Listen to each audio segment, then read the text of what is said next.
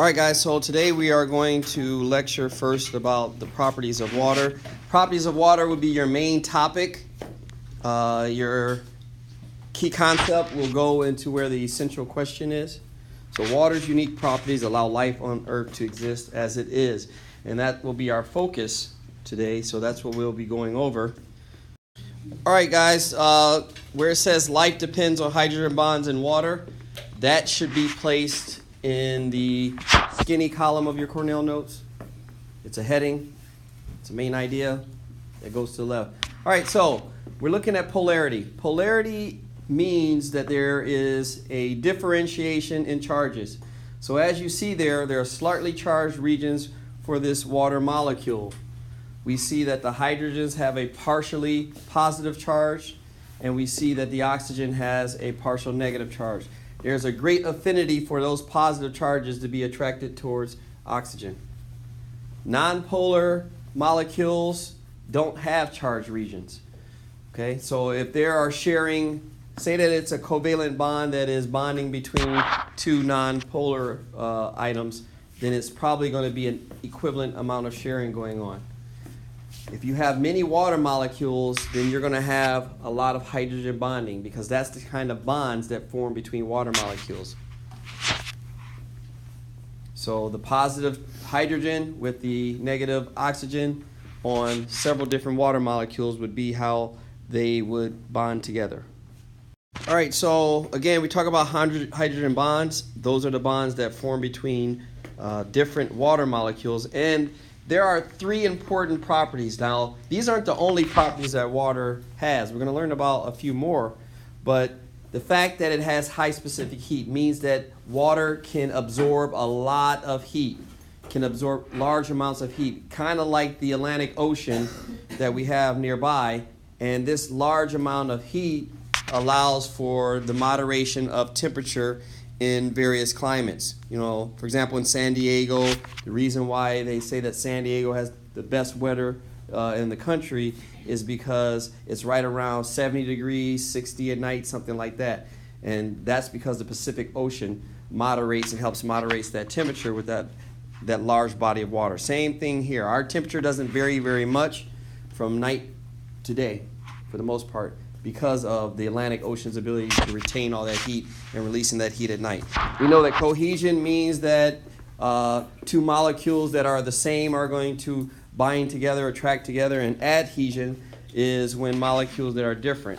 What we see here is a meniscus, okay, not the one in your knee, but one in science class. The reason you have that little dip there is because of the adhesion of the water molecules to the tube.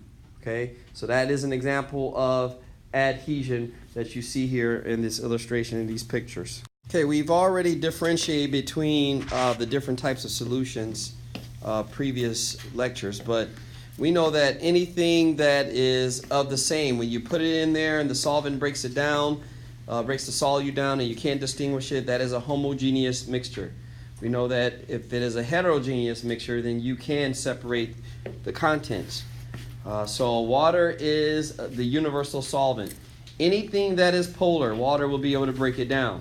Okay, as long as it's polar, water is going to be able to break it down. It would take time, but water can break down most polar, if not all polar substances. We do know also that things that are broken down into a solution are the solutes, and the things that do the breaking down, like water, is the solvent. So things like salt and sugar are solutes, and water obviously is the solvent here. So we see all these different molecules here of water, all these little things here. We see them, and we see these large molecules of water. Remember, the polar areas here are going to help that break down that molecule if it's polar. Okay, so remember, water will break down anything that is polar. So continuing on what was described in the last slide, like dislikes, or like dissolves like. Okay, so water is polar, it's going to break down other polar substances. Non-polar substances won't be broken down by polar substances, but they can be broken down in non-polar items. You've probably all seen vinaigrette dressing, okay, where you have the oil in there and you have the liquid substance. You shake it up and looks like it's going to be mixed in there. Well, that's only temporarily, because we know that the oil will separate itself from the polar substance, whatever the polar components, the water and other ingredients there that are polar. Or if you've ever poured oil or fat or anything like that, put fat into water, we know that it's not broken down. That fat will just sit there, it won't be separated because of this reasons. Okay, so whether something is an acid or a base or neutral depends on how many hydrogen ions are present.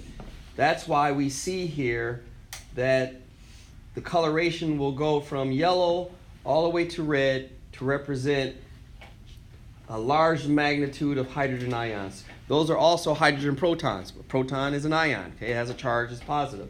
So something that has more hydrogens is going to be lower on the pH scale. Now don't get that confused, because a lot of students get that confused, okay? They get very confused because they think that because you have more ions here, that means that your pH number is going to be larger. That is not the case, okay?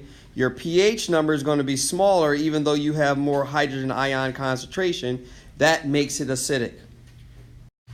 Conversely, from an acid, we have a base. Okay, the base means that you are not going to have a large amount of hydrogen ion concentration.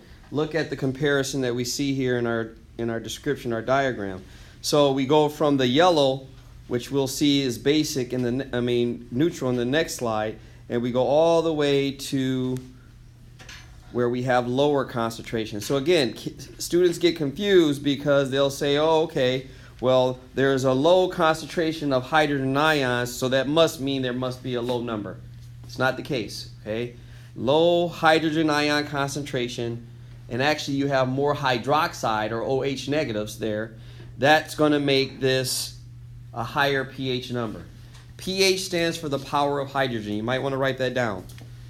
pH equals power of hydrogen. Okay, pure water has no, it's right there in the middle. It's neutral, so no charge is present there. So again, that will be our starting point if we were ever doing anything dealing with determining the pH of a substance. So we're either going to go to a more acidic point, which we have more hydrogen ion concentration, or we're going to go to a low hydrogen ion concentration that makes our substance more basic. Now the interesting thing is that a lot of our hair products are determined by pH. What else is determined by our pH? Does anyone know? In our personal lives. Our foods as well, and our cleaning products also determined by pH. So if something is more acidic, you want to clean it up with a base. If something more basic, you want to clean it with an acid. All right, so those are all the various things. Our pools are determined by pH factors into that as well.